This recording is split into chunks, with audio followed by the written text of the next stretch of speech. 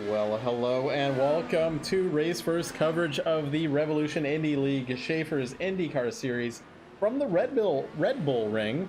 This is Matt Houston, joined by Gary Godso in the booth. How's it going, Gary? Hey, it's good to be back. Thanks for having me. And don't really have much to go off in terms of IndyCar history here, but it should be a good time. We're seeing a lot of the guys, for whatever reason, iRacing gave this track a lot of liberal, let's say a liberal amount of off area for not getting a penalty. And these guys seem to be finding it and using every bit of it. Well, with that said, though, those bumps are pretty heavy out there, like particularly Certainly turn on one, the yeah. exit of turn one. You could cause some under tray damage that would affect. There's like an underwing on the side of this car, affect some of the downforce that these cars would be generating from the underwing area. So currently, provisional pole is Nate Schaeffer, followed by Nicholas Johnston. We are running the Formula Indy Series setup here, just FYI, Gary. But interesting note that I noticed, and I have to double check. Maybe you can grab some Fahrenheit temperatures, but the track appears to be, we're running like constant weather here tonight, and it's going to be kind of scorching for most of the race. So some of the drivers, getting some feedback from them, they were not big fans of that. I mean, from your own experience, when that track is really scorching, the tires just do not grip the track like they do when it's nice and cool. And so the drivers like that extra grip, and they're not getting it. But it also kind of just separates, the cream will rise to the top, in other words. So that's what I'm getting ready to say. If you can handle your car in such conditions, you know what I'm talking about? Because I think the fixed Indy 500 was just like that last season. And if you were able to survive, you did pretty well there. We're looking at a track temperature of 113 degrees currently right now, which is nowhere near whatever ambient is. Normally, ambient's at least a little bit closer to that. Ambient's 78, but the track temp is right up there at 113. Probably one of the hottest track temps we've seen all season long. So it's a little bit different for everybody. Well, we're going to be setting up for 40 laps here tonight, so I think that's about one pit stop, and we'll have a window that kind of opens up, I think, from about lap 16 to 24. And I guess we're probably going to have a short run to the checkers, so we probably should go through the grid here. Hopefully this will be correct. It looks like it is. I'm going to have Nate Schaeffer on pole with a minute 15.572. Did Caleb get a good lap there right at the end? He snuck in the 6th. That's what I have. Okay, well then mine is incorrect then. So let me reload the overlay here. Yeah, that's what I thought. Oops, I made a noise. The classic reloading the overlay makes that Windows noise, Gary.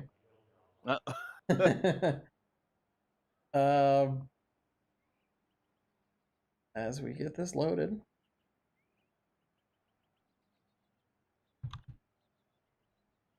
Okay, now we have, there we go, Nate Schaeffer on pole, followed by Nicholas Johnston, Gavin Sanders P3, Matthew Short P4, Michael Holler P5, Caleb Bensi P6, like you were saying, Gary? Yep, and now my overlay is acting really slow. All right.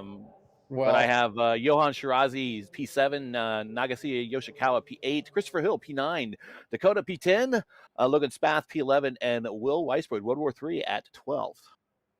We got Jonathan Libertor in P13, James Watson P14, JJ Wang in P15, Nick Minori, Dan Morera making an appearance tonight, as well as Shane Coogan in P18.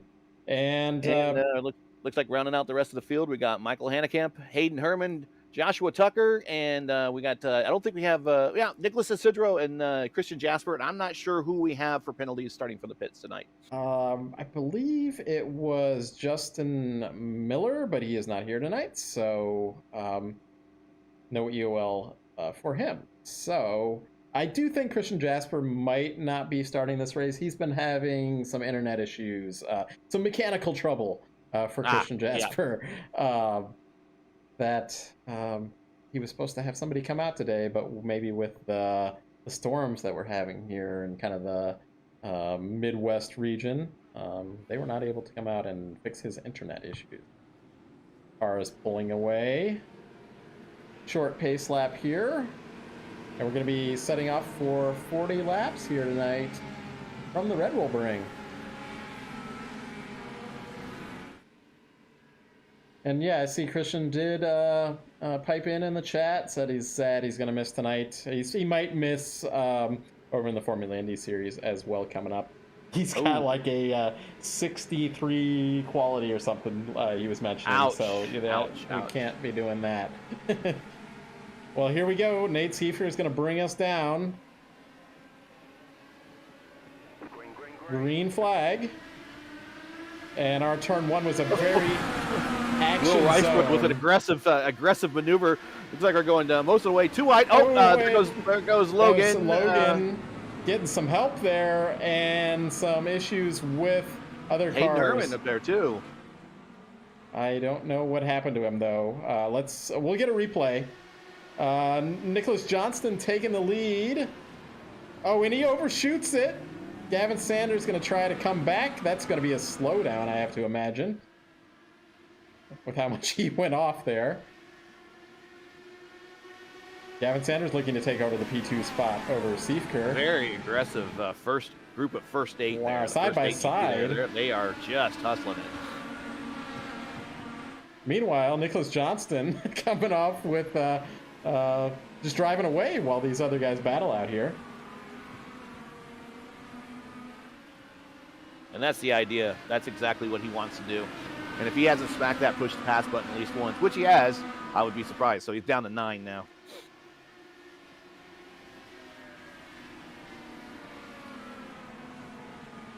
Otherwise, mostly clean, other than Logan's incident there on the first lap. We'll try to, just FYI, Gary, he was asking about why you're always showing him spin, but now it's my fault.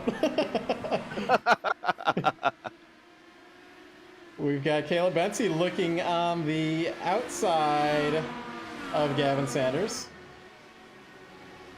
Takes over that position. Into this turn 3 here, ooh, the AMG corner. Oller's kind of stuck on the outside there. He's going to get passed by 2, maybe 3 cars. I'm going to try to go back and get a replay of this first lap thing that happened.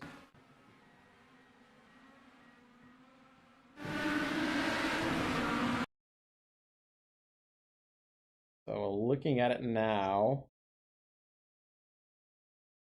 we had somebody, whoever's behind Logan really gives him the chrome horn, sending him into the Armco. I'm not 100% sure who that is. Might have been,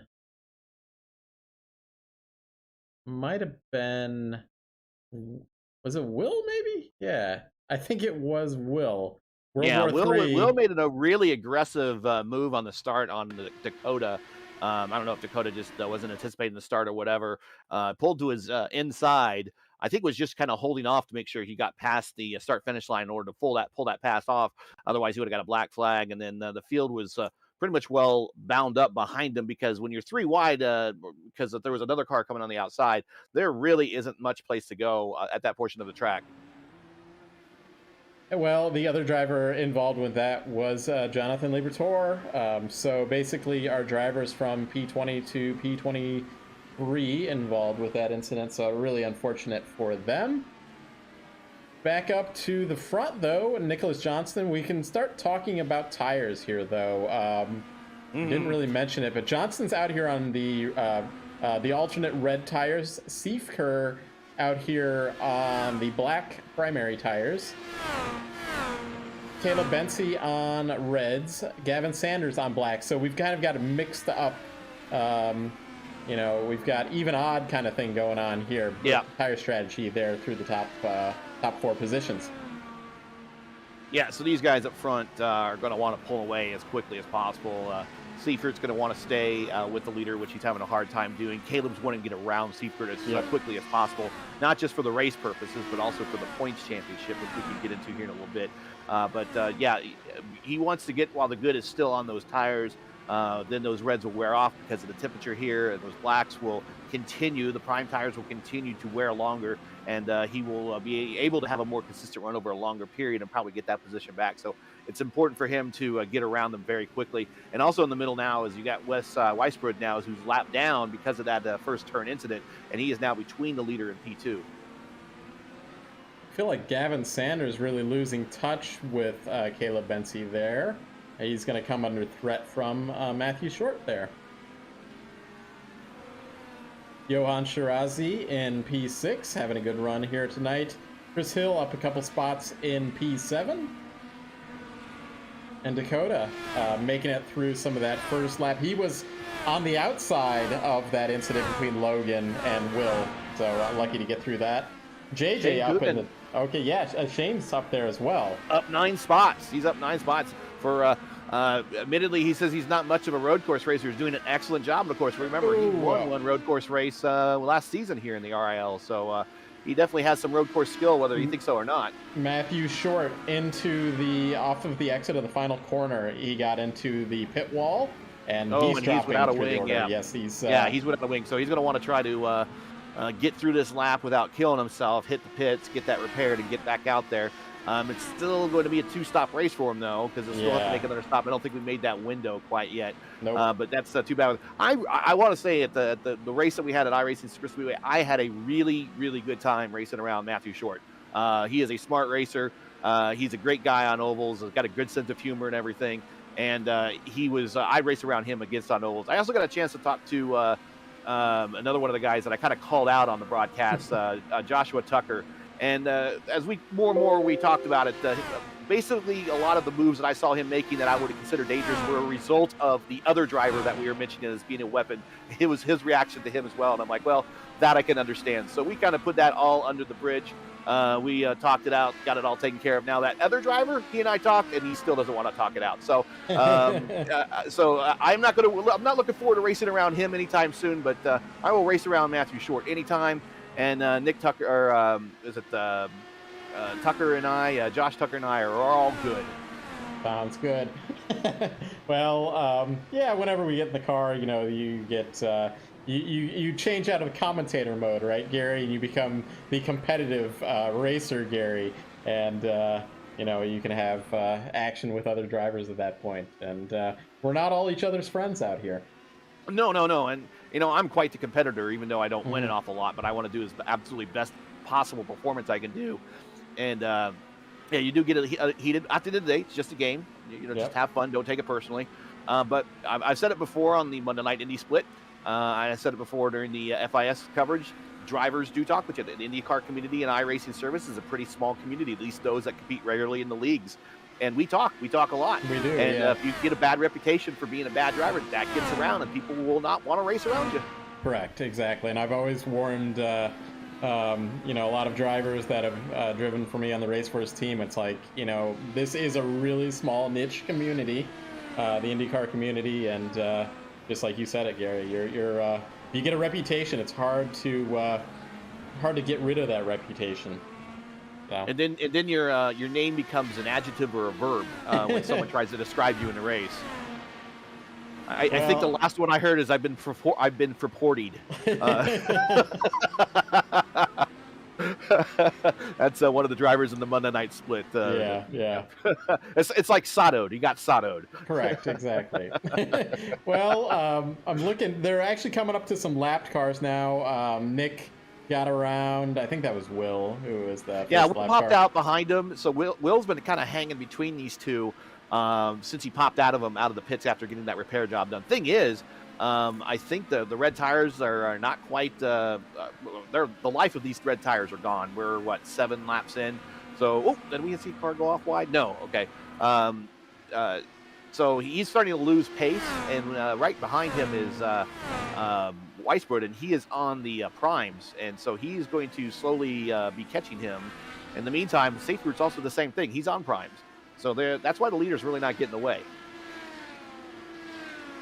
Yeah, and Caleb's kind of losing his moment if he wants to get around Nate, because I think those tires for Nate are just kind of coming into their best condition, they'll start. Yeah. There's that kind of this crossover point that's going to happen. In fact, that last lap for Nate was faster than P1 or P3, so he was faster than the leader. So if he can get around Wes, or sorry, Will, right when I said his name, he spun off into the Armco barrier. Was that at turn 1? Turn 1 is no, that's at turn 3. Sorry. Yeah, that's turn 3. The slow speed corners here are a little treacherous under acceleration. Not so much on turn 3, but turn 1 definitely is curb related.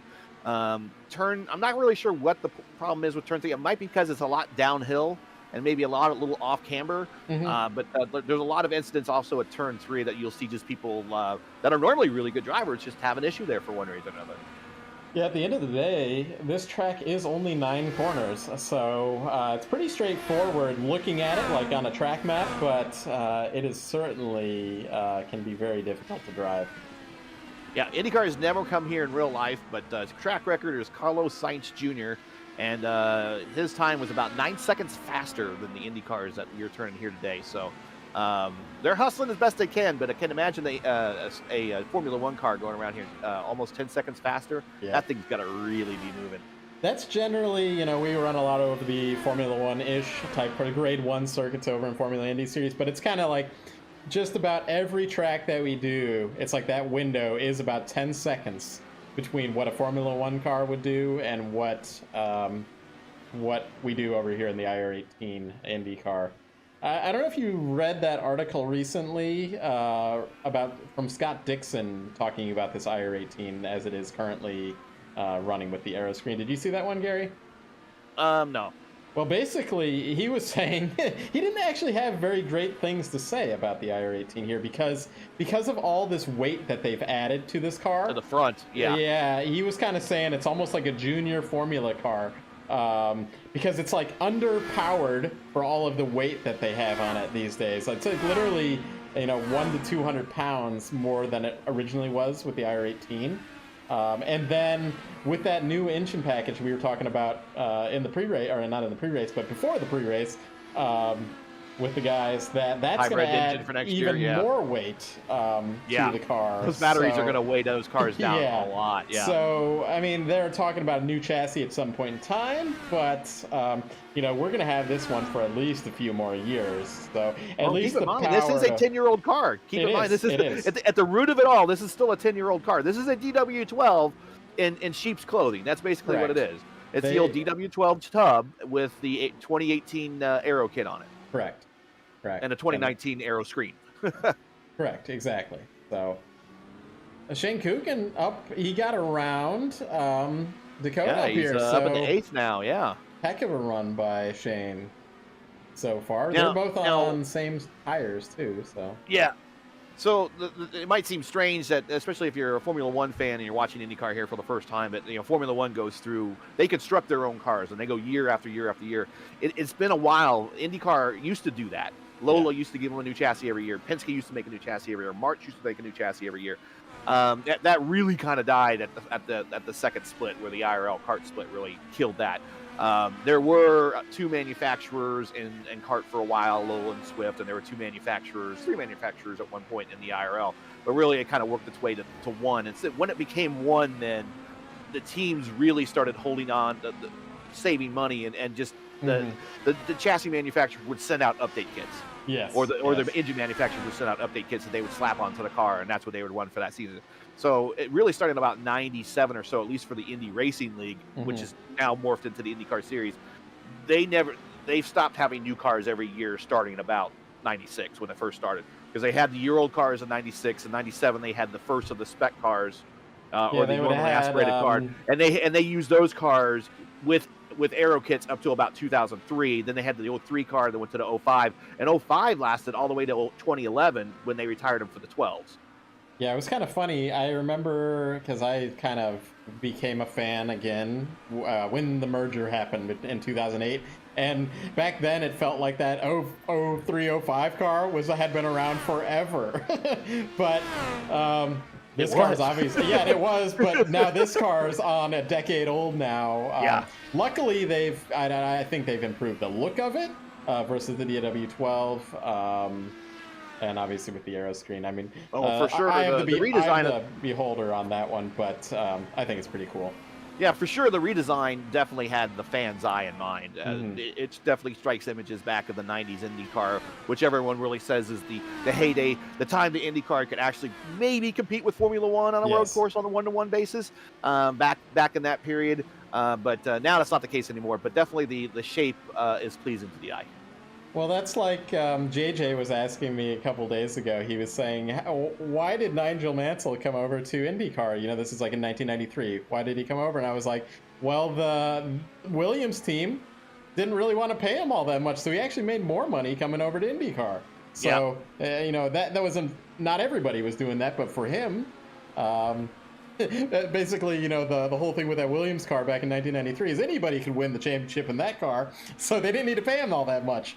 So. But wasn't that also, didn't Haas also get some money back from Formula One by sending Andretti over? Because that's the time they crossed over. So correct, I think Haas got some money from Formula One when Formula One or whatever Formula One team, it was McLaren, wasn't it? It was McLaren, but what's his name? Mansell was at Williams before that, yeah. Yeah, but they bought it. He went to the Marlboro car and they bought out Andretti's remaining contract. Yeah.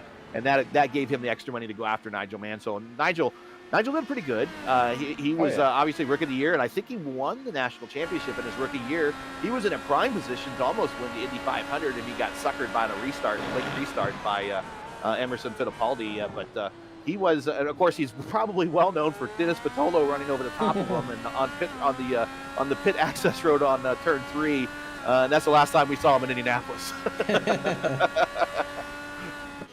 So one thing just to keep, we're kind of, you know, talking IndyCar history here, and Jasper's out there. He could, well, you know, he can't join our chat or voice chat because he's got bad internet, so he's just watching the race. But he was talking about, you know, when the IR18 came out, he kind of thought of the '99 Renard was like his original thought, and that's kind of, you know, that's the heyday, like you were saying, Gary. But anyway, going back to the race here. Nate Schaeffer is slowly but surely reeling in our leader, and Gavin Sanders is kind of reeling in Caleb Bensi there in P3. So, well, check out further back in the top 10 there. JJ's all over the back end of Dakota, and also is creeping into the picture is James Watson. And also leading this group is Shane. So this is a battle ultimately for P7. 7, 8, 9, and 10 are right there together in a pack. Have a new livery. I think James has had this one last couple races, but a little bit different there for the Watson Racing team. No, like hot pink on the wheels or something like that. Well, last time any, well, at least the IndyCar series that we're involved with in the Watson team came here, their team won. So he's obviously trying to do better there, or at least equal that. He got a little ways to go, still here in 10th, but it's still early on, 14 to 40 laps to go. Should be coming up to pit stops here. The window is open, I think, to make it to... no, still probably a couple more laps before the window is open, but yeah. Probably like 17 is window opens, I think. Yeah, I think so. I think 16 could be the earliest. I think they might be able to do 24 laps, but I know the strategy. Caleb was just saying, like, hold on to these reds as long as he could. It kind of seems like they might be falling off, though. So I think Dakota has his hands full right now. Yeah. He does not look very comfortable the way that he's taken some of these turns. JJ, for the other hand, doesn't seem to be phasing him one bit. Well, you know Moose what might be better for him. You know what JJ's been running over in these ARCA cars in another league, as they probably just had a big 1X right there on that corner. I don't know, but because they went really wide on the exit there. But those ARCA cars we were talking about today is like, they are way harder to drive than, you know, the modern NASCARs, so they're really no grip whatsoever, and JJ's been driving a lot of those in another league on Monday nights, I believe, so it helps him with these when the tires start slipping and sliding. See, I've kind of felt like racing some of the other series like trucks and whatever kind of lost my touch. Oh, here's JJ taking a look at the inside there of Dakota coming out of turn 3. I think I kind of lost my touch with an IndyCar, and I wanted to focus exclusively on the IndyCar. But other drivers, it helps them. It does help them a lot. Yeah, I'm really like a one-car only person. Like, I mean, I guess I can go run the USF 2000 car and do okay, but I really can't go run like a GT car or a stock car and be competent in it in any way. I stick to the IR18, and that's what I've got. Yeah, these tires for everybody in this field are gone. They're wanting pit stops, so just riding around waiting for the person in front of them to make a mistake. There's no passing going on whatsoever right now, and that's just a result of tires reached the end of their life, and the track temperature, and just a number of other things going on here. But yeah, we're looking at pretty much Formula One style racing right now with Indy cars. Yeah, it becomes really difficult to pass. I mean, we ran Motegi a couple weeks ago, and it had some straightaways, but it was just it was really difficult to get a slipstream there. And there's maybe some better opportunities here with a couple of the straightaways, but it is just really difficult to make one of these passes work, especially when the tires have gone out. But I do think there's an opportunity here. For that driver that blinks first, gets into the pits first, but the difficulty there is if they pit early, they might come out in traffic. So with a slower car in front of them. So doing the whole undercut there seems to be idea. a big gap between Matthew Short in 15th and the 73 of Dan Morera in 16th. That if you could get into the pits and get between that gap, or Dan Morera and Michael Hanekamp, there seems to be a big gap there. If you could get into the pits and get out in one of those gaps, you should be okay. And now we're really talking Formula One strategy, because IndyCar really doesn't talk about what gap I want to pop myself out of when I take a pit stop. But yes, you might be looking at that situation. And frankly, if Alex Van Desant was in the race here, I got to think he'd be one of the ones deciding to pit early. So Gavin Sanders making a move into turn 3 and making it around Caleb Bensi. So those tires, they're done. Pretty done for Caleb there. He might be thinking about as soon as that pit window opens to get those tires off and put those black tires on. Yeah, laps last time by. Nicholas Johnston 1:16.7, Secret 1:16.8. Gavin 1:17.2. So he's slower than the lead two, as the lead two is starting to pull away. But of course, he also was in direct contact and battling. Exactly. Caleb at time. So we'll see what his lap time is this time around with these used tires.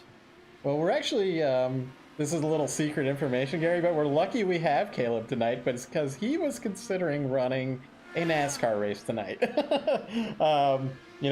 They're doing some. What is this blasphemy? Well, exactly. He opted to stick to the IndyCars, though, so he made the right choice. He had blue pill or red pill, and he chose the right one. So came and raced with us tonight in the Red Bull ring. But chosen wisely, yes, as the knight said. But there was some NASCAR special event that he was considering doing, and ended up joining us here tonight. So. Well, we take a look at the point situation, how this might happen right now. Nate Seifert is your points leader. He has the points lead over Caleb Bensi by a slim margin, 294 to 289. Gavin needed that pass because he is in third behind Caleb, 256. Dakota is in fourth, but he's kind of struggling in the back half of the top 10 right now with 232 points.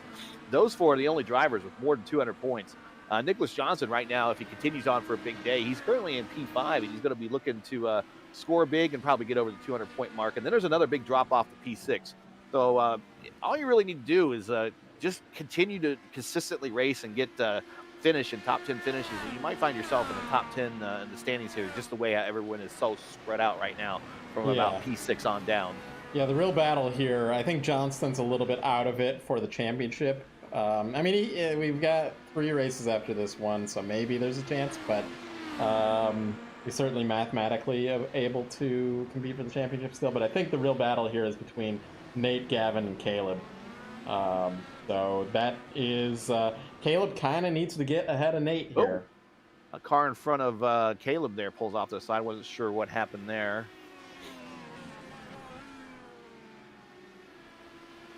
Heading back to JJ is still just hanging out right behind Dakota.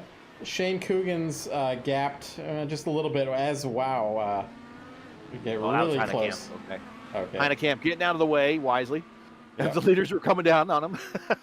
Good on him. Nagisa, he's back in 18th, so he might have had some issues at some point in this race. And we missed that, but it looks like he pit 15 laps ago, so on lap 3 or 4 has put him out of contention. Okay, so I just hear on the radio that Johan Shirazi is coming in this time around. So he's just going to split it 20-20, basically. Yeah, so the start of the pit cycles are starting right now. Nate Schaeffer has caught up to Johnston. Just 4/10 back from him. Yeah, I think the strategy is to go long on the black tires is what I think the strategy is going to be. So.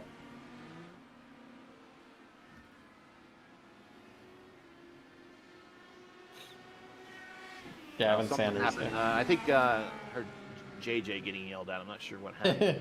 I could see maybe Dakota yelling at JJ. He dove into the pits and did not announce it. Oh well, I don't know if that's required or not. It's certainly appreciated, but not required.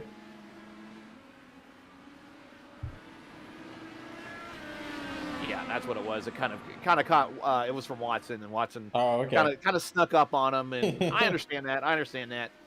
Yeah, particularly here, as both Nate and Johnston hit the pit lane.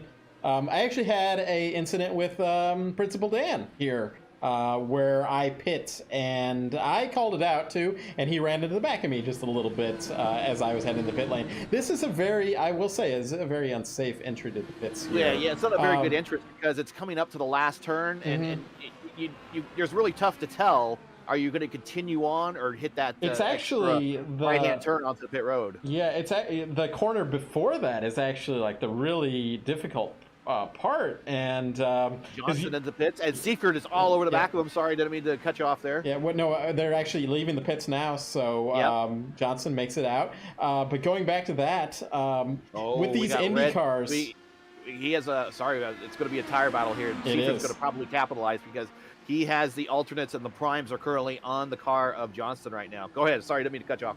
Yeah, well, we want to talk about this battle too, but I was just squeezing him. This is a battle for the lead. Side by side they go. Looks like Schaeffer is going to have this position. Schaeffer's going to have position here. Now the idea here for Nate is not Nate, but Nicholas is to just hang, stay close, because those reds are going to go off, and his prime tires are going to last longer. Whoa! Oh, and Schaeffer goes wide.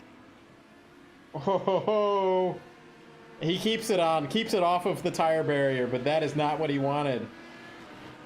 Johnston retakes the lead. He's 2 seconds Not sure ahead. What happened there. I would have thought the tires would have been fully by temperature by then, but maybe not. Yeah, I'd say, he just got a little hot into that corner more than the tires were capable of. But going back to my thought on the pit lane, Gary, you really have to start slowing down at the corner. 9. Yeah, exactly. Way early, and the cars behind you, that can check them up. I'm getting a replay of Nate. He's lucky he kept that off the tire barrier. Once he hit the grass here, he might have some under tray damage, though, having gone through the kitty litter there at that kind of speed. And hence, a little bit of Thunderdome jumping there as he came back to the track. Now, certainly any time that your car gets airborne, you can't expect possibly there's a greater risk of tray damage. So we'll see. Yeah. We'll also see how Gavin is doing. Gavin, we'll see how they do this lap. We'll see. Because we're still, I think, on looking at their last laps by where they're pit out laps. Mm-hmm. So they're a little bit slower. Purple lap is right now still Nicholas Johnson with a 1:15.2. I believe that was faster than qualifications. I think qualifications was a 14.3. The 14.3? Yeah, it was a 14.3. Oh, yeah, you're right. It was a 14.3 because of 9 seconds off the Formula 1 time. Yep. Nate Schaeffer's right back onto Nicholas Johnson, so we're about to have round number 2 here. Well, this is only going to help Caleb try to catch this group. And Gavin. Oh, Gavin, yes. But really, Nate's... okay. That was quite risky for him to You know, he's fine with where he is. We shouldn't. Hopefully, he's not listening to us because we want to see him. Last time by, Johnson with a 1:16.5, Seifert with the personal best 1:15.3, Sanders with the personal best 1:15.6, Christopher Hill back in 6th with the personal best of a 1:16 flat. Here, looking at the inside, turn 4, got the position. Here we go again. He was on push to pass. Was Nate there? So we're gonna try this again through this sequence of corners. Oh. They leave each other plenty of room, or Nate left plenty of room. This is where Nate went off last time. These two fought side by side, not in an RIL race, but a couple weeks ago when FIS opened at a Suzuka circuit, and Johnson was on the losing end of that.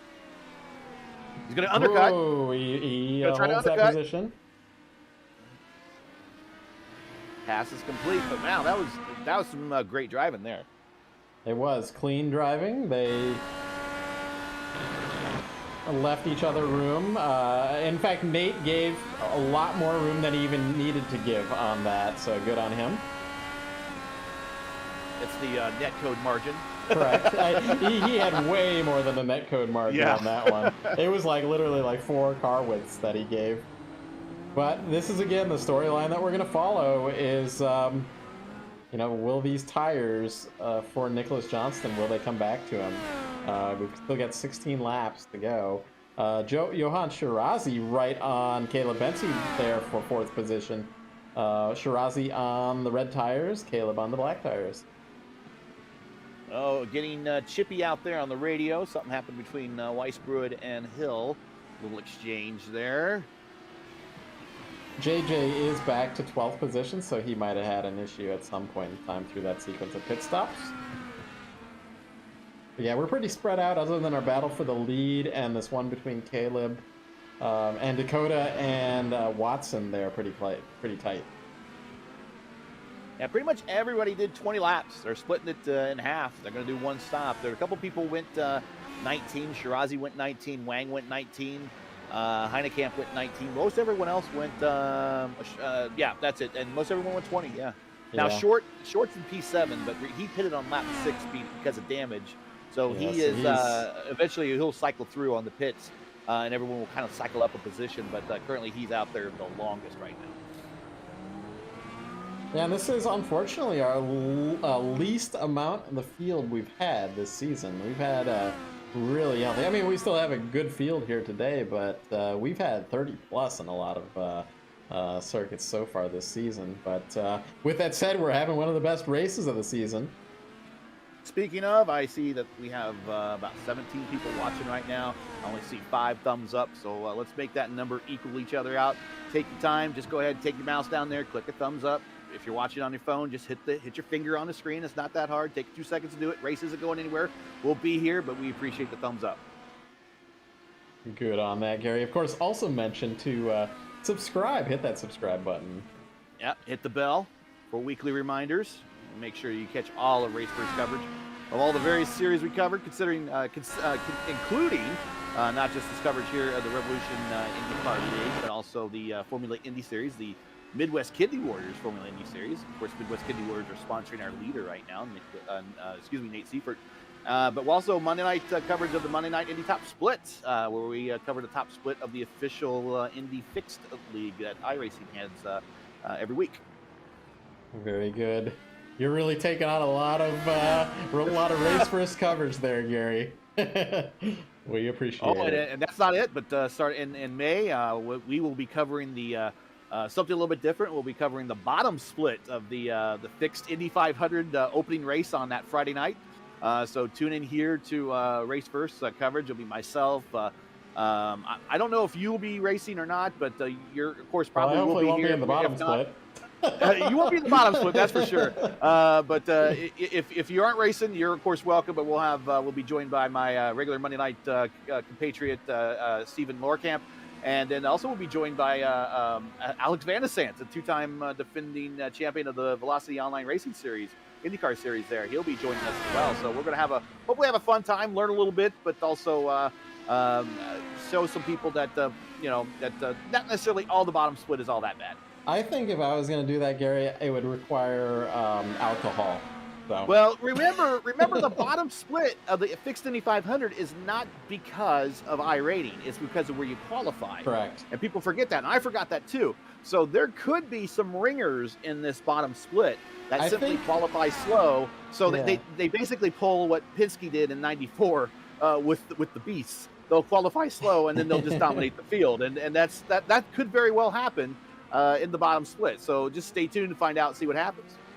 So there was, I think I showed you my lap times one time. There was qualifying where I did exactly that, but some other people that we might have known, like, from Fixed Series now, maybe you didn't know them at the time, but there was some other people in that race that did the exact same thing. There was like some coordinated effort among, like, we want to make sure that we're in the same split, so we're going to qualify as slow as we can type thing. Yeah, so that's why that happened the way it did. But I don't think there was quite an effort to do that last time, so I think it'll be a good coverage. Yeah, I could allow my pride to do it, and I was just foot to the floor the entire time on my qualifying ride. But yeah, I'm sure there was people out there doing it again, but not as many. Well, what you end up doing is what I think these guys were doing was they had one account. You can have multiple iRacing accounts. This is some shady information, but you qualify with your main account, okay, with your fast speed, and then you do a slower speed on another account, and you join that bottom split race for that one. So then you guarantee you're in the broadcast one. Yeah, the official broadcast one is the first race on Saturday. Correct. That's the one that everyone will be tuning into. We got a bit of a race approaching here in the top three. Caleb is not Caleb. God, twice I've done it. Gavin has snuck into this battle. It's that burrito car, or is it? Yeah, it is a burrito car. That kind of mixes you up with the race first car. Yeah, it does. They're very similar looking. It's got the matte spec map and all, so. Yeah, he has snuck into this battle. He is 2.3 behind the leader, but he's 1.6 behind P2.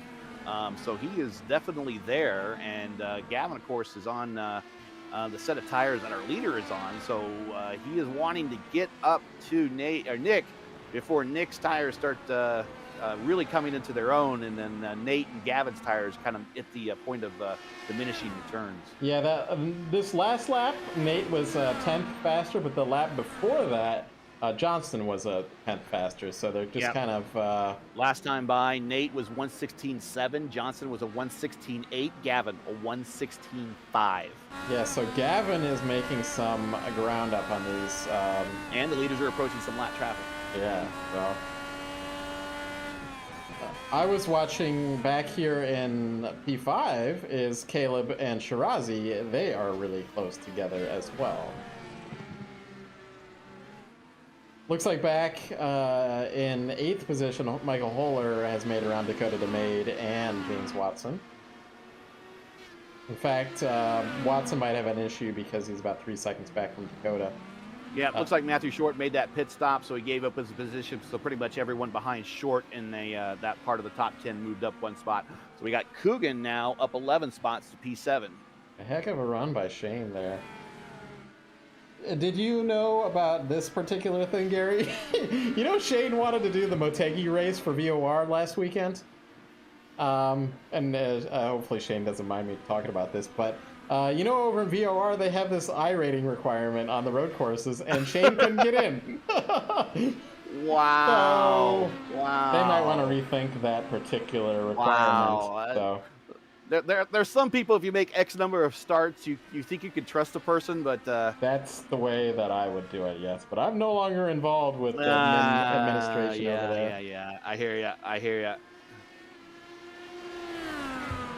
Yeah, that's exactly what we do over in FIS. So we have a 1,000 iRating requirement to sign up, but if you are a veteran with us, or if you've completed 25 road races, 1,000 iRating, then you're cleared to race, and we're not gonna kick you out for having a low iRating at that point.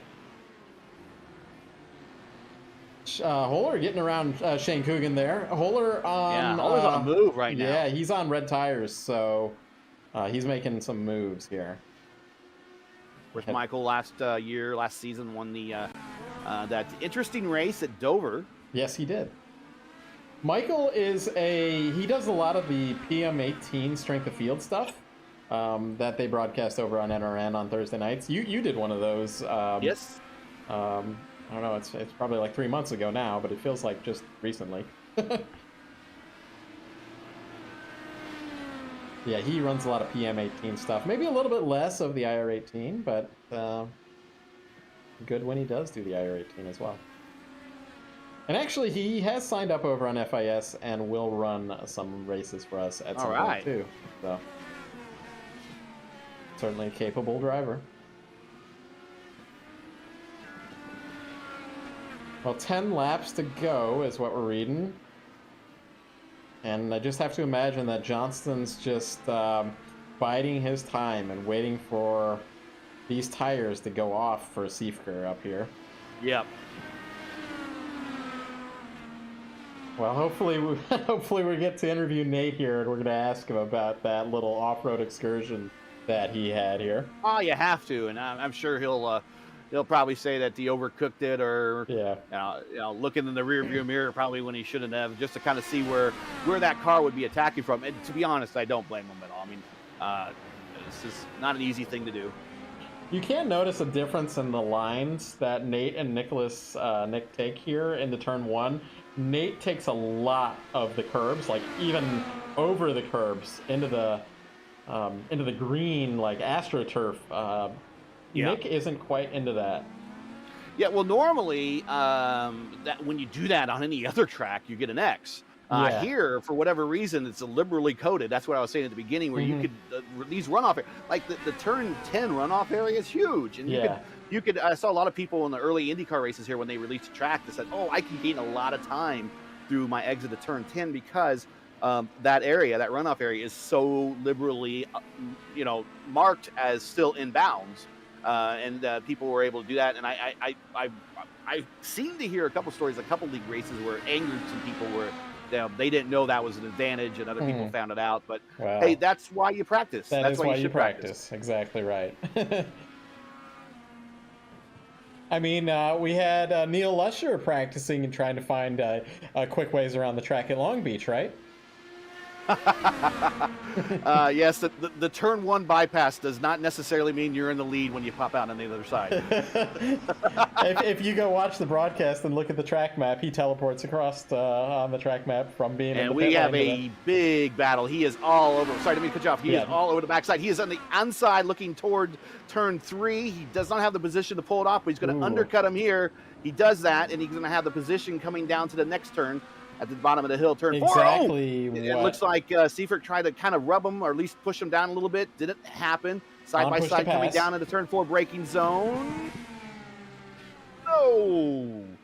I think that Nate has the preferred line here now, though. But Nate has burned a lot of push to pass here. He only has 2 pushes left. Nick Johnston has 9 pushes left. Yes. So if he's in a naval dogfight here, Schaeffer is Winchester on missiles almost, and Nicholas has a whole bunch that he can use, and he's going to use them here relatively soon. 8 laps to go. So that means he can use 1 a lap. More than 1 a lap now. And he's going to use one right now on the main straight coming up the hill. Going to try to probably take a run at the inside here. Yeah, I'm not sure if you want to use it here or after turn 1 down to the turn 3 run. I think that's where I would use it, although Nate's been using it on that turn 3 to turn 4 run as well. He's not using it here, as far as I can tell. Maybe just buying his time, let his tires cool off a little bit. He sees there's a wounded warrior up here. Just a matter of time. We still don't know. He might have damage from that off. We do not know that. So yeah, we don't. It is possible. Here we go. Same position coming down on turn 4. Looking to the inside. Not going to be there. Gets back in line. They're going to pull that pass, complete that turn, and they get back into the inner portion of the track. Turns 5 and 6. Oh, going to the inside now. Still not the position to pass. You can just see these brake rotors really glow into these hard braking zones. Inside. Coming through turn 7 and 8. Oh, Nate is way off the road. Again, in the other track, that might be a penalty in the other track. Okay, turn 9, trying to undercut him here for the run on turn 10. Probably going to be on push to pass. We'll see if he comes up the hill trying this one more time. The most 2 pushes left for Schaeffer. Most notorious track for that kind of thing is Spa in Belgium, but they've actually improved it where it's not quite as bad as it used to be. Nate getting a little bit of a fishtail on the exit of turn 1 there. Gavin's cut it down to a second behind this group. Gavin running about 3/4 tenths faster per lap than the leaders here. Leaders obviously in a battle. He's going to be joining this one momentarily.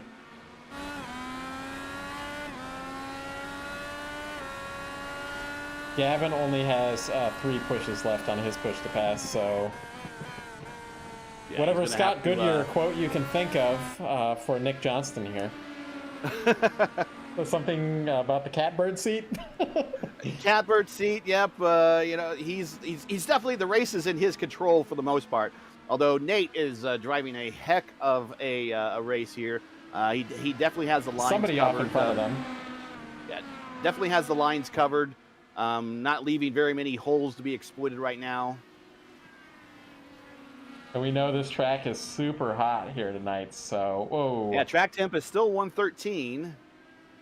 Nate does a really good exit off of turn 10 there. That's kind of hurting that run. He's like hopping a little Nicholas bit. off the up the hill here in the 1. Gavin's brought it down to under a second now.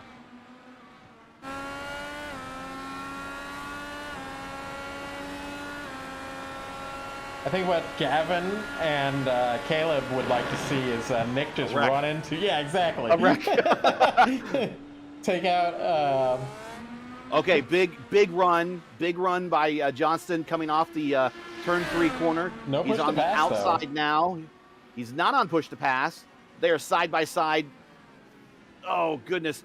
And Johnston locking up his right front there. I think he has the preferred line now, though. He does have the preferred line going in the next corner.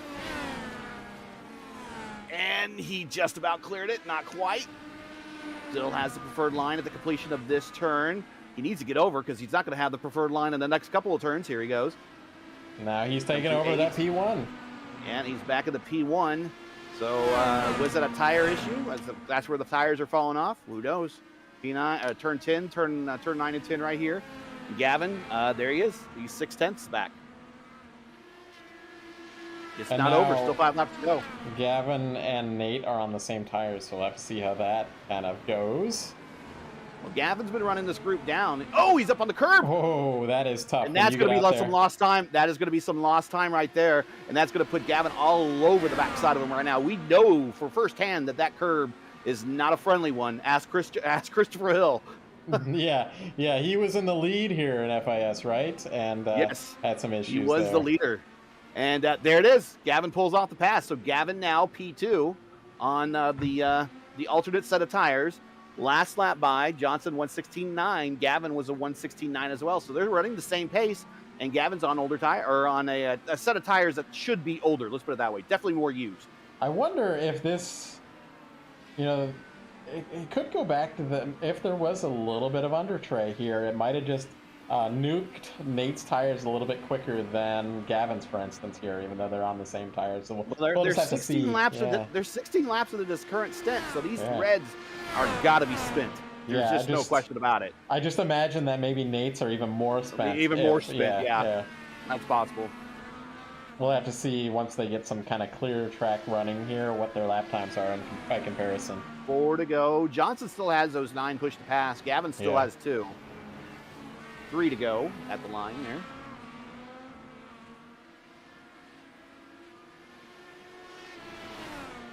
Dakota and Shane battling back here for P8.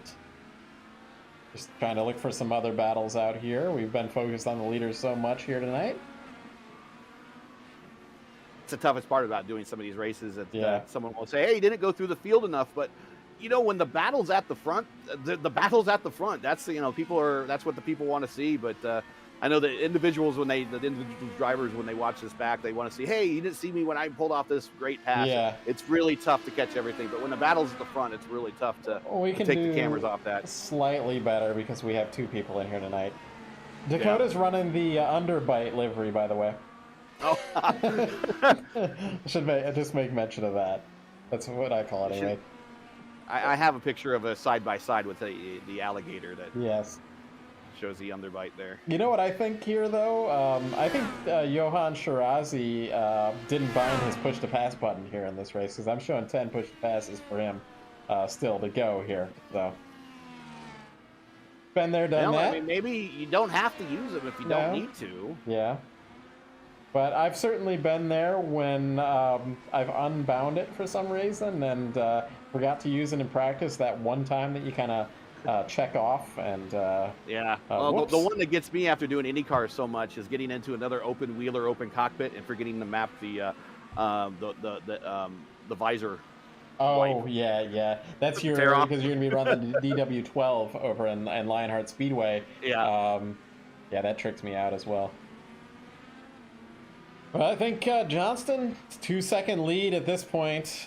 We still have a battle on between Gavin and Schaeffer here for second spot. Well, Johnston's got traffic in front of him. Now, at this point in time, if he does get to the back end of Isidro, I would hope Isidro would just say, hey, move over and here you go. But we'll see if he even gets there, coming to the white flag. This might be, well, we don't want to jinx it, but I know Isidro's had a lot of bad luck this season, a lot of DNFs. So he's still running with only, are we coming across for one lap to go here? Yeah, I think we're getting the white flag this time by. So he might see checkers here tonight. A lot of the wrong place, wrong time. Definitely, certainly in the oval races, he's been kind of caught up in somebody else's mistakes.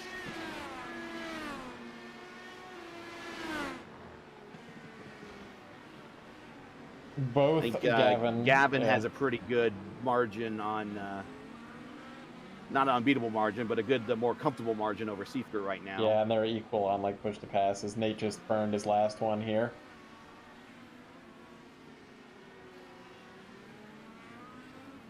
Nate taking a look to the inside coming down through 4. Okay, there goes Isidro. We'll see if he is involved in that battle there with Gavin and Nate. Mannery's up next in front of Johnston. One of the tricky things here, when you start, you're driving like a lapper and you want to get out of the way. There he goes. Got out of the way. Yeah, you did the right thing there. You picked a great spot, too. But you can, get into this mode where you're just constantly letting the leaders go, and it is not fast and not fun either. So Johnston gonna take victory here, Red Bull Ring. That's fun, right there. That's the fun part. Gavin Sanders gonna be P2. Oh, Shane Coogan getting around Haller coming to the finish.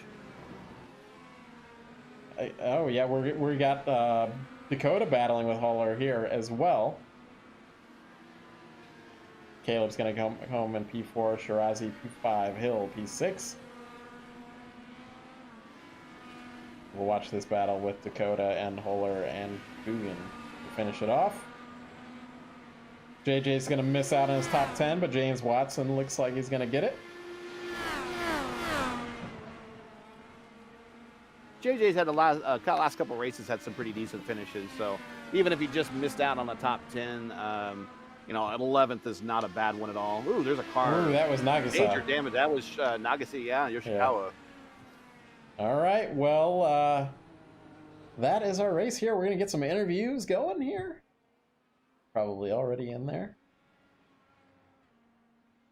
We got Nate. Do we want to do the, we'll do 3, 2, 1. How about that, Gary? Yep. I think you do that mostly. Yep. Do a little bit of both.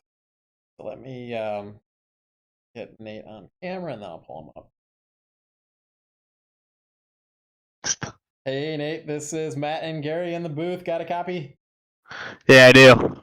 Wow, you're really loud. But sorry, is that better? I can adjust it on my end. But well, tell me about your race. Says he's 6th right now. Yeah, what happened there? I don't know. I mean, I really don't know, actually. Maybe incidents or something? Like, if I did, I couldn't serve it because. Okay. Well, you're getting your interview. Tell us the I mean, you had a great battle with Nick, right? Yeah, that was something. It was really great. This was, as a broadcaster, this is one of the better races that I've broadcasted. Like, this is going to be a memorable one. You had that off after the pit stops. You kept it off the tire barrier there, and were able to keep battling with him. Tell me about that. Just a weird snap. I hadn't felt that in the practices and stuff, and so when it happened, it was pretty surprising. I'm very shocked I kept it even straight, let alone out of the wall. So yeah, that was kind of crazy. That cost me the win in reality. I couldn't fuel save because I couldn't be behind people.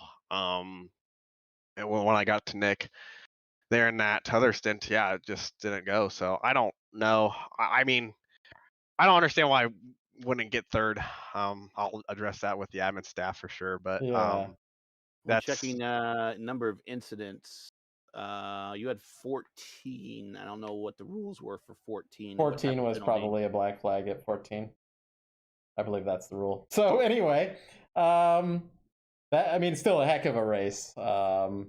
I think you're still gonna be. I feel for you, man. Yeah, I think you're gonna be really close. It's gonna be a great battle to the championship here in RIL between you and Caleb and Gavin. There, I think Nick has an outside shot, but either way, heck of a run here, regardless of what happened there. Yeah. So yeah, I'll be. Whatever it is, I'm going to be fighting for that third because that's going to be important. Yeah, you should probably get that reviewed anyways. I mean, the worst they could say is no. The best they can do is give you your position back. Just think of the 1981 Indy 500. It might work out in your case. So get the legal team. Do it anyways. Get the Midwest Kidney Warrior legal team, and yeah. There is lawyers for that, I think. So actually, there is lawyers. You can also message Nim Cross as well. The iRacing guy. So either way, Nate, whether you finished third or sixth, you had a heck of a run here tonight. But I think we've got other guys we need to interview. So we'll see you next week in Nashville. Hey. Yep. Catch you later, man.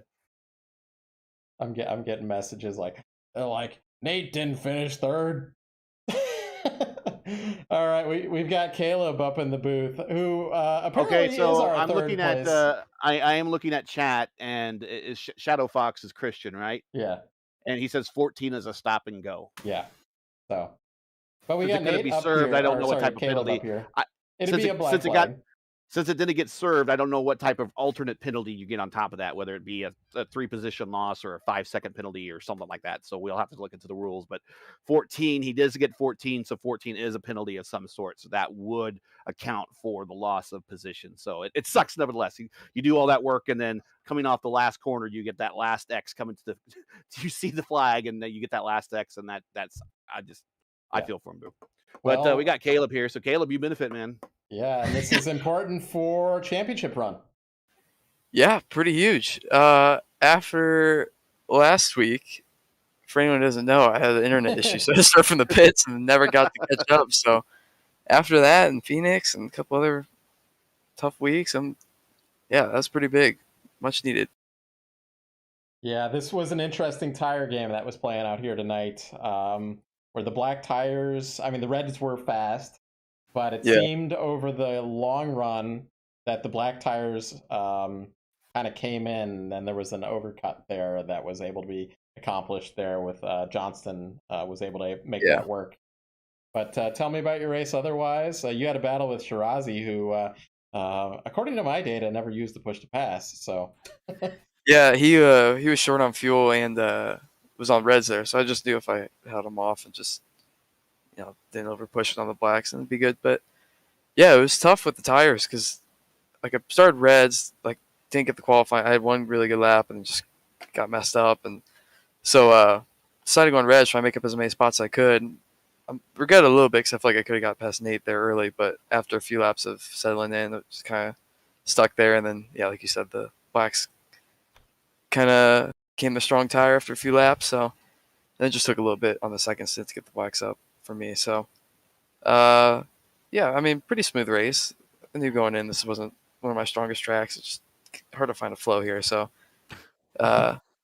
you had a tough race here previously when you ran here. So. Yeah. So I haven't really had much. That was probably the only time I've ever driven here, raced here. So and that was 2 laps. So, yeah, all things considered, even if that didn't happen with Nate, I feel like I would have been pretty content with that. So, pretty awesome so to get you, how hairy was that start for you in turn 1? I know you started 6th, and I think a lot of it was starting to develop around you.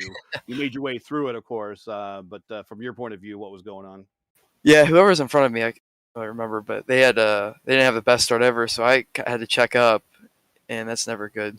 Turn 1 because people get runs on you, and just watched a few other people overshoot the corner and just try to maintain line and try to predict when they were going to try to come back on, and thankfully kind of threaded the needle there in the middle of a 3 wide and kind of came out ahead. So that was big to try and take advantage of the reds and actually make some passes, which ended up working out. So yeah, long run pace wasn't necessarily there, but pretty happy overall. Well, next week we're heading to Nashville. Do you even have that track yet? I have never turned a lap. Okay, so, well, get ready. Gary's, get ready. I actually don't think I've driven there either. Gary, I know has. Get ready. Yeah. Kind of, well, it's a low speedway wings on a short oval kind of thing. Yeah, it looks like it's going to be, if I had to guess, somewhat processional based on the fact we're probably using. Going to be, yeah. Yeah, since we're using single the file. oval It's not wing. a very wide racetrack, and there's not a lot of grip up top. Of course, it's a concrete surface, so not really expecting much from that.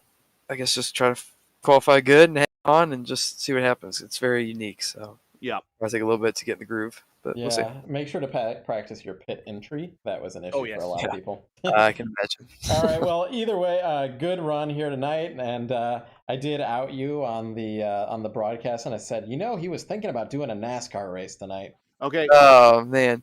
Okay. Before we go, we do have an update in points. Okay. We have a tie. It is 324 piece between you and Nate. Okay. Yeah, not bad after a couple bad weeks. So with 3 races to go, I think after this. Yeah. Awesome. It's a tie. So folks, we still got a ball game. Yes, we do. All right. Well, we'll see. We'll see you next week. Good run for the Fawn and Fanny race first car here. Yeah. Yeah, appreciate it. Thanks, guys. All right. Bring up Gavin. Yeah, I got Gavin. Bring him in. He's now in 3rd place in the standings, 28 behind the leaders. Actually, technically, he's 2nd place in the standings with the way that the 1st and 2nd are Nate and Caleb are tied. Yeah. So Gavin, you're 2nd place in the standings, man. 28 points back. Whoop whoop. It was definitely a solid night for picking up grounds and regaining some of the stuff I lost earlier in the championship, and definitely in a good spot for the last 3 rounds. Yeah, some good battling there with Nate. Really big kind of like tire strategy here, where he was on the reds and you were on the blacks, and vice versa on the first stint. Or actually, wait, you were on the same. No, we were on the same stint. Yeah, same strategy. I want to know how you were so much faster than those guys on the reds that far into the run. What were you doing? Oh, I was fuel saving. Yeah. Or anything like that? Yeah. Gary, you have the files. I know you have the files. No, I was. Oh God. I was fuel saving a lot and just kind of running the some of the maps that definitely don't tear up the rears as much. And then by the time I caught up to Nate, I had pretty much chewed away at my tires. But at that point, he was battling with Nick so much that there was plenty of wear on his. And I think Matt mentioned that. I think you made mention that someone was using a lower engine map, but still was able to maintain a good pace. So on your part, Matt. Yeah, for sure. No, that was spot on. I especially on the primaries, I managed to turn it down to engine mode or engine map 3, and I was faster than I was with 7, just because you get so much wheel spin and you're just tearing everything apart with the super hot static track temp. So yeah, I mentioned that we had this constant weather there. That was certainly going to be an issue for all the drivers here tonight, but heck of a run getting up there into second, getting around Nate, who was I don't know, for whatever reason, like we saw, he was struggling on those tires, and you had the I guess the right strategy call with running that fuel mode like you did. Yeah, no. definitely a solid strategy week, and practice makes perfect, I guess. So just got to keep pushing for the last 3 races. Hey, so yeah, next week is Nashville. Have you run Nashville before? I don't own it. Caleb said he didn't. And now I do believe that Nate was in that Strength of Field, that like first broadcast. I swear he was anyway. Don't you remember him running like a really high line and that either he died or maybe that was Dover or something. It was something where I have to go back and look at that. Yeah. But anyway, yeah, I'm sure Nate, he probably has it. So make sure to get some practice. Make sure I told Caleb, I said, make sure to practice your pit entry because it's a little odd. So good luck practicing. We'll see you next week. Sounds good. I will do all that stuff, and I'll see you then. All right, see you then. See ya. All right, we made him wait this whole time, but Nicholas Johnston, we've got you in the booth. Got a copy? 10-4. Well, heck of a battle there between you and Nate here today. Tell me what was the strategy difference there that helped you get around him, other than you're the better driver. First off, are you guys entertained or what? Oh, big time! Thoroughly. I mean, yeah, even better than the Gladiator. Yeah. That was some racing. It was really it just came down to, I think, tire strategy. I started on the reds and finished on the blacks, and Nate started on the blacks and finished on the reds, and the reds just had a little bit more degradation, and they lost a lot of the rear grip on exit just to drive off, and I was able to exploit that along with some fuel. It was a one-stop race, but you had to save for probably a third of the stint, just kind of give yourself a little bit of a fuel delta. And racing him early on in the stint, I kind of figured he used the button a couple times, which kills your fuel mileage. So I figured as long as I stayed close, I might be able to just run him out of fuel, if anything. But the tires started to go away on him, and I could just kind of inch at him, and make him move and kind of make him drive offline. And I think I just probably made him overheat the tires over the last few laps there, and then eventually I was able to find a way through. So you used only one push to pass the entire race. That was like one of the stories. I didn't realize how close it was going to be on fuel until everybody was saying how they were having a fuel save this entire race. Not the entire race, but like you said, a third of the stint. But like you said, it was a heck of a race. One of the best races of the season, certainly one of the best races we've covered here. Passes for the lead, side by side stuff. We had Nate go off after the pit stop. He kept it off the wall somehow. And I was able to come back and battle with you, and you guys both kept it really clean. Gave each other plenty of room. I did see some aggressive stuff on the straightaways, but all in all, a heck of a race and a really good win. I don't know what the championship is looking. He's not out of contention yet. Of course, he missed one start. Do they get a drop week? We do have a drop week. So okay, so I don't think the drop weeks have been counted in yet. But right now, showing with 8 starts, 2 wins, 3 top 5s, 88 points behind the leader, 18 behind Dakota in 4th or 3rd, considering Nate and Caleb are tied.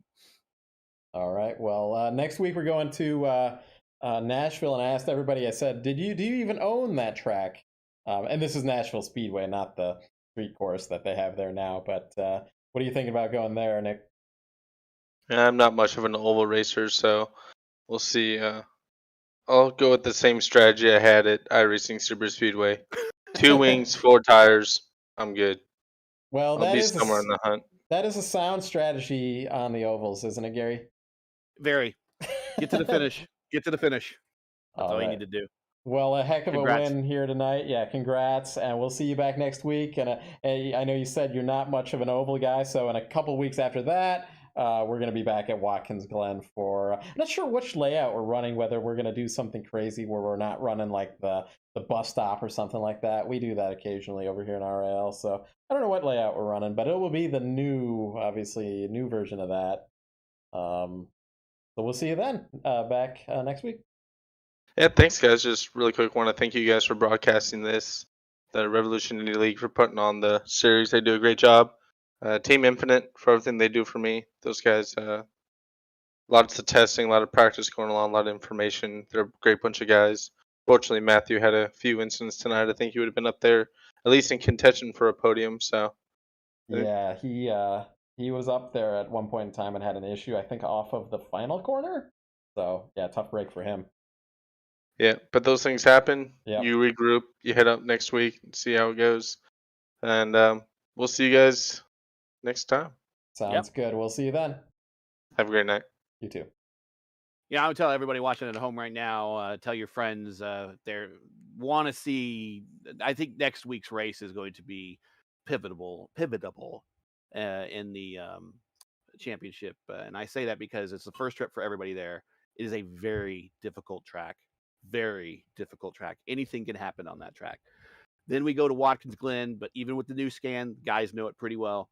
And then they finish up at Homestead Miami, and a lot of leagues go to Homestead Miami, so that circuit it really isn't a stranger to any guys. So I believe the pivot point for everything that could go around this entire championship could happen next week at Nashville Superspeedway, simply because of its unknown, its newness, and the fact that these cars just do not race there very well. Yeah, it'll be. I mean, it'd be so different. Like if Dover had the short oval wings. If they had those wings, it'd be a packed race, and it'd be that race, Gary, that everybody would have to watch to because they couldn't look away. Right, that's the one we'll get all the views on. Yeah, exactly. So who here gets murdered? Yes, exactly. So I think that's it for us tonight. If you want to give us our outro here, thanks for helping out once again, Gary, and especially those few weeks where I was busy these last couple of weeks. No I really problem. appreciate it. No problem. Yep. And thanks for Stephen Larkamp for stepping in. So that's it for tonight. Once again, your podium, at least I guess we can say officially and provisionally. Officially, the podium is Nicholas Johnson, Gavin Sanders, Caleb Binsey. Provisionally, it's Nicholas Johnson, Gavin Sanders, and Nate Seifert. We'll see how that one shakes out. But that is tonight from Red Bull. Those are your podium right there. Join Race First again next Wednesday night as we're coming to you from the said Nashville Superspeedway for round 9 of the Revolution IndyCar League's Schaeffer IndyCar Series. That's next Wednesday night, 7:50 Eastern Time. Again, it's 7:50 p.m. Eastern Time on YouTube.com/RaceFirst. Now, as you know, the YouTube algorithm game is not an easy one, so please do leave a comment below and let us know how you like this race. If you subscribe to, if you enjoyed tonight's coverage, please pass the if I can talk, please smash the like button, and I see a lot of you have. Thank you very much. And if you're new, click subscribe while you're at it, hit the bell so you get weekly reminders. You don't miss out on more Race versus iRacing programming, including continuing coverage of the official iRacing Fixed IndyCar Series, the Monday Night Indy Split. That's every Monday night at 7:15 Eastern Time, and the Midwest Kidney Warriors Formula Indy Series on Tuesday evenings at approximately 8:45 Eastern Time. Join Race First for the best fixed IndyCar oval and road racing coverage every week right here on YouTube at youtube.com/RaceFirst. For business inquiries, learn more about RaceFirst and what we do, visit racefirst.com or follow us on Twitter. You can follow me, Gary Gatso, on Twitter at Gary Gatso. So for Matt and everyone else at RaceFirst, I'm Gary Gatso saying all good night. And to all the men and women serving in the military as first responders, Godspeed, God bless, and come home safe. Thanks for watching. Catch us next week for the next race of the Revolution Indy League's Schaeffer IndyCar Series. Good night. Ever since I've switched to Schaeffer's oil, I've never had a reason to even try anything else. And that's one thing that I'm proud about, is the fact that I can't tell you how good something else is, because I know how good Schaeffer's oil is. My engine builders, Tony and Glenn Clements, have said about the oil we run. They've told us that out of all the motors that they get and rebuild every year, ours looks the best, and a lot of that has to do with the oil that we run. One of the things that I love about Schaeffer's oil is the fact that all of their reps are out in the field and at the racetracks with us, seeing what all the racers need, seeing what ideas we have or anything that we can improve on. And you just can't beat the customer service of having a rep for, one of the main components of our race team, whether it's at our engine oil, transmission fluid, rear end oil, having somebody there that represents that brand and also gives us support and also the knowledge that we need to be making the right calls and just helping us out with our entire racing program. It means a lot to our race team to have that. My name's Chris Ferguson, and I drive the number 22 dirt late model. I've been using Schaeffer's oil racing products since 2009. I absolutely have no doubt that we're using the best products that is possible for dirt late model racing.